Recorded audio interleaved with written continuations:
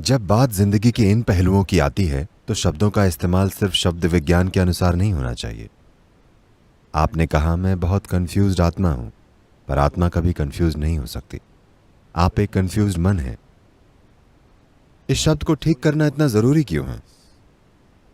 क्योंकि अगर आप इन दोनों में फर्क नहीं समझेंगे, मान लीजिए कि आप अपने डॉक्टर के पास गए क्योंकि आपको हृदय समस्या है और आपने कहा डॉक्टर मेरे लिवर में कुछ परेशानी है।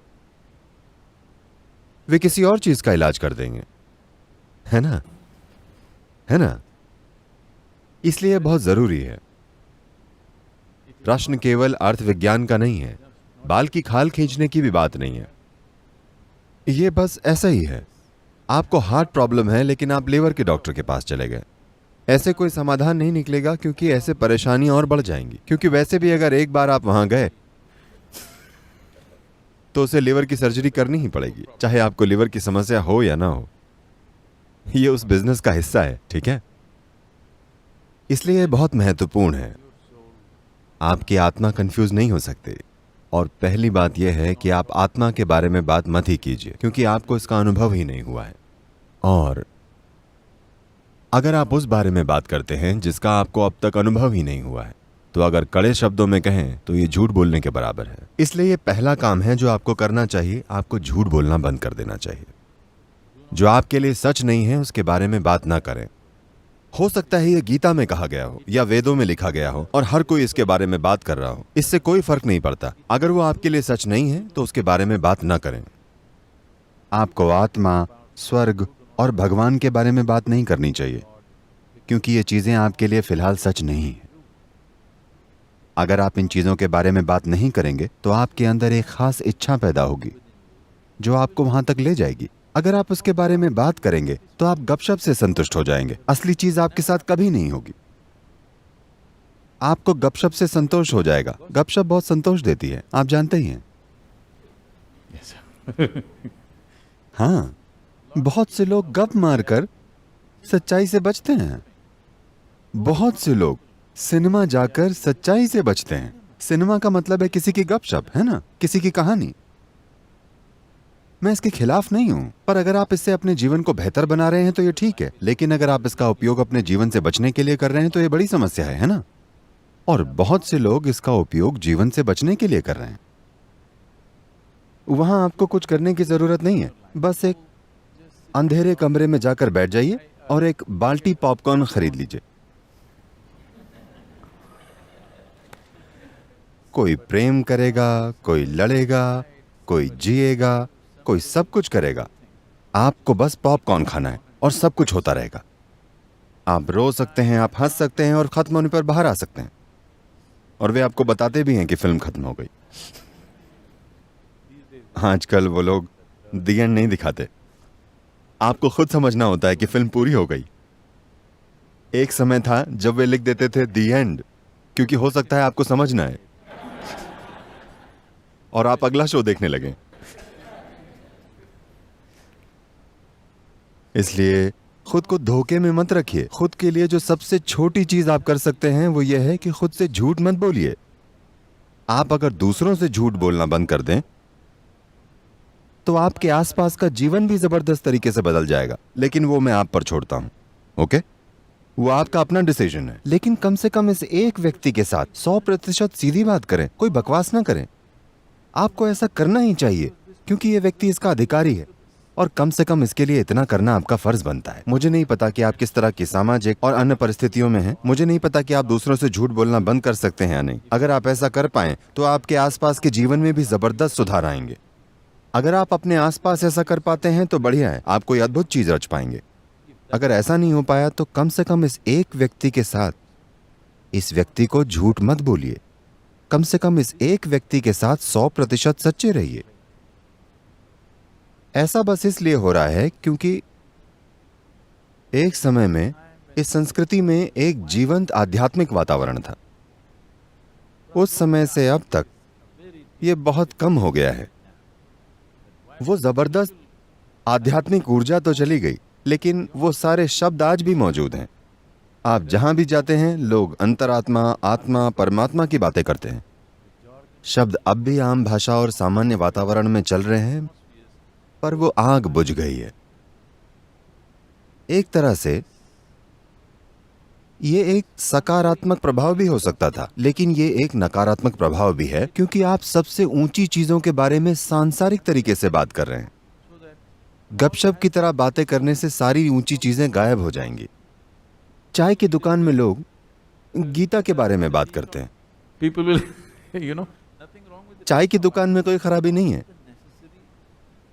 लेकिन उसमें पवित्रता और फोकस की कमी है।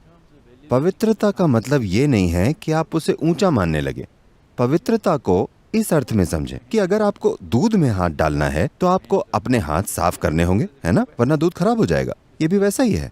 किसी चीज में हाथ डालने से पहले थोड़ा ध्यान रखना पड़ता है, वरना आप एक कंफ्यूज्ड आत्मा बन जाएंगे, जो कि असंभव है। लेकिन आपको ऐसा लगता है कि यह सच है। मन कंफ्यूज्ड हो सकता है, मन सिर्फ कंफ्यूज्ड ही हो सकता है। अगर किसी का मन स्पष्ट है तो वो इंसान कट्टर होगा। क्या आप समझ रहे हैं? मन का स्वभाव ही भ्रम में रहना है। यही इसकी सुंदरता है। वो हमेशा भ्रम में रहता है क्योंकि वो कुछ भी समझ नहीं पाता, लेकिन ये सब कुछ इकट्ठा कर सकता है और उस पर विचार कर सकता है लगातार। आपके तार्किक मन का यही स्वभाव है।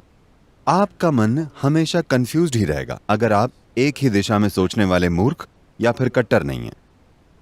मन हमेशा भ्रम में रहेगा। मन का भ्रम में होना अच्छा है। अगर आप अपने मन को संभालना जानते हैं, अगर आप अपने मन को व्यवस्थित करना जानते हैं, अगर आप चेतन रूप से अपने भ्रम की मात्रा को जबरदस्त रूप से बढ़ाना जानते हैं, अगर आप जागरूक होकर अपने भ्रम को संभालना जानते हैं, तो मन एक बहुत ही उपयोगी औजार है। अगर आप ऐसा मन चाहते हैं जो भ्रम में ना हो, तो आप दिमाग की सर्जरी करवा सकते हैं। आधा दिमाग निकलवा दीजिए, फिर भ्रम चला जाएगा, सब साफ। आप जितने बुद्धिमान हैं उतना ही हैरानी का भाव होगा, उतने ही आप हर चीज को लेकर भ्रम में होंगे। आप जीवन को जितनी गहराई से देखेंगे उतने ही भ्रम में पड़ जाएंगे, और ये अच्छी बात है। सिर्फ ऐसा इंसान जो किसी चीज पर ध्यान नहीं देता, जो बस एक तरीके से देखता है, उसे हर चीज के बारे में पक्का विश्वास होता है। अगर आप ऐसा करते हैं, आप या तो मूर्ख होंगे या फिर कट्टर, और इन दोनों में ज्यादा फर्क नहीं है। इसलिए अभी आपका दिमाग कंफ्यूज है, क्योंकि यही दिमाग का नेचर है। आपको सीखना पड़ेगा कि आप किस तरह से कंफ्यूजन का फायदा उठा सकते हैं। अगर आपका दिमाग कंफ्यूज नहीं है तो इसका मतलब है कि ये लगातार ठीक से काम नहीं कर रहा है। ये एक ठहरा हुआ दिमाग है। आपका दिमाग एक कंक्रीट ब्लॉक बन गया है जो हर चीज के बारे में निश्चित है। नहीं तो लगातार आप ज्यादा से ज्यादा जानकारी ले रहे हैं तो ये हमेशा कंफ्यूज रहती है, क्योंकि ये हमेशा उससे अधिक सूचनाएं प्राप्त कर रहा है जितनी ये कर सकता है। बहुत सारी सूचनाएं, इतनी ज्यादा सूचना। अगर आप देखें, अगर आप इस कमरे की चीजों को थोड़ा ध्यान से देखेंगे तो आपको ऐसी चीजें दिखेंगी जिनके बारे में आपने कभी नहीं सोचा होगा। आप समझ रहे हैं? अगर आप बस किसी एक चीज को देखें तो ऐसा होने लगेगा। बात बस इतनी है कि लोग बस ऐसे देखते हैं और उन्हें कुछ नजर नहीं आता। अगर आप किसी चीज पर अच्छे से ध्यान दें तो आप देखेंगे कि एक सरल सी चींटी जीवन भर आपका ध्यान अपनी ओर खींच सकती है। उसमें इतना कुछ है। तो आसपास की हर चीज पर अगर आप भरपूर ध्यान दें तो आपको इतनी जानकारी मिलेगी कि किसी का भी मन उसे समझ नहीं सकता। जो मन ध्यान नहीं देता उसे ही लगता है कि उसे सब पता है। ध्यान देने वाला मन ब्रह्मांड की हर छोटी सी छोटी चीज के बारे में भ्रमित होता है, और ऐसा ही होना चाहिए। आपको भ्रम से दुखी नहीं होना चाहिए। आपको समझना चाहिए कि अगर आप हमेशा भ्रम में हैं तो आपकी बुद्धि काम कर रही है। हाँ, तो जब आप अपनी आत्मा और मन को अलग अलग कर लेते हैं वैसे आपके अनुभव में तो आत्मा का अस्तित्व ही नहीं है। आप देखेंगे कि मन को हर दम हर दिशा से बहुत सी चीजें मिल रही हैं, हर समय, जागते हुए और सोते हुए भी। हमारी 5 इंद्रियां हमेशा अनुभव करती रहती हैं। ज्यादातर लोग इस बारे में जागरूक नहीं होते, तो उनका जीवन ठहरा हुआ और बोरिंग बन जाता है। भ्रम होने का मतलब है कि संभावना बाकी है। अंतिम नतीजे का मतलब है मृत्यु। इसलिए अंतिम नतीजे पर पहुंचने की और भ्रम को दूर करने की कोशिश मत कीजिए। भ्रम अच्छा है, इस समय ऐसी चीजों की कल्पना मत कीजिए जो सत्य नहीं है। भ्रम इसलिए होता है क्योंकि आज तक कोई भी इंसान ब्रह्मांड या जीवन की प्रकृति को अपने मन में समझ नहीं पाया है। आप जीवन बन सकते हैं और जीवन को जान सकते हैं, लेकिन जीवन को कभी समझ नहीं सकते, कभी भी नहीं। आप जीवन को कभी समझ नहीं सकते, लेकिन अगर आप पूरी तरह से जीवन के एक अंश बन जाएं, तो आप जीवन को उसके असली रूप में जान जाएंगे। तो जीवन को जानने का एक ही तरीका है, खुद जीवन बन जाना। क्या आप जीवन हैं? आप आत्मा हैं या जीवन हैं? आप जीवन हैं या नहीं? आप हैं, तो वही बन जाएं। फिलहाल आप जीवन नहीं हैं। आप विचारों, भावनाओं, धारणाओं, राय और पूर्वाग्रहों का एक बंडल हैं। ये चीजें आपके अपने जीवन में ज्यादा शक्तिशाली हैं, है ना? हाँ या ना? आपकी जीवंतता से ज्यादा जगह आपके विचार और भावनाओं ने घेरी हुई है। इसलिए आप खुद को जीवन के एक टुकड़े के रूप में अनुभव नहीं कर रहे हैं। आप खुद को विचारों और भावनाओं और अलग अलग चीजों के ढेर के रूप में महसूस कर रहे हैं। आपका बोध गलत है। आप जिंदा हैं, इसलिए सोचना संभव है। क्या आप समझ रहे हैं? आपके सोचने की वजह से आपका अस्तित्व नहीं है। आप जिंदा हैं, इसलिए आप चाहें तो सोच भी सकते हैं। लेकिन फिलहाल विचार प्रक्रिया ने इतना विवश कर दिया है कि लोगों को लगता है कि वो जीवन से भी ऊपर है। ऐसा नहीं है।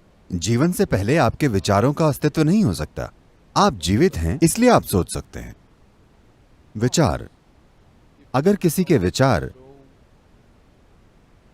किसी एक चीज पर टिके हुए हैं और उसे किसी और चीज की परवाह नहीं रहती, तो ऐसे इंसान की विचार प्रक्रिया अस्त व्यस्त नहीं होती। वो अपने विचार की वजह से मुक्त होता है। अस्त व्यस्त विचार प्रक्रिया आपकी रक्षा नहीं कर सकती। पर अगर आपका विचार सिर्फ एक ही चीज से जुड़ा हुआ है, तो ऐसा केंद्रित विचार, ऐसा विचार आपको बहुत सारी सुरक्षा, लक्ष्य और काबिलियत दे सकता है। वो एक अलग बात है। लेकिन फिलहाल आप उस स्थिति में नहीं हैं, तो एक सरल साधन का उपयोग करना अच्छा होगा। इस बात की चिंता ना करें कि कोई आप पर प्रभाव डाल सकता है। आपको यह समझने की जरूरत है, अगर आप खुद की रक्षा करते हैं तो खुशहाली से भी दूर होंगे।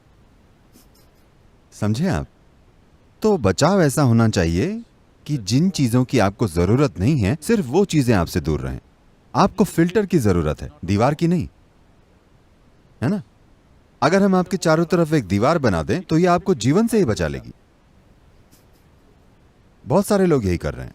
वे अपने आप को मौत और खतरे से बचाना चाहते हैं, लेकिन वे खुद को जीवन से ही बचा लेते हैं। वे इतने सुरक्षित होते हैं कि जीवन भी उन्हें नहीं छूता। वे इतने सुरक्षित हैं। ऐसे न बने। जीवन को आपको छूना चाहिए। यहां तक कि अगर जीवन आपका दम घोंटने लगे, तब भी वो जीवन से अछूते रहने से बेहतर होगा। धन्यवाद।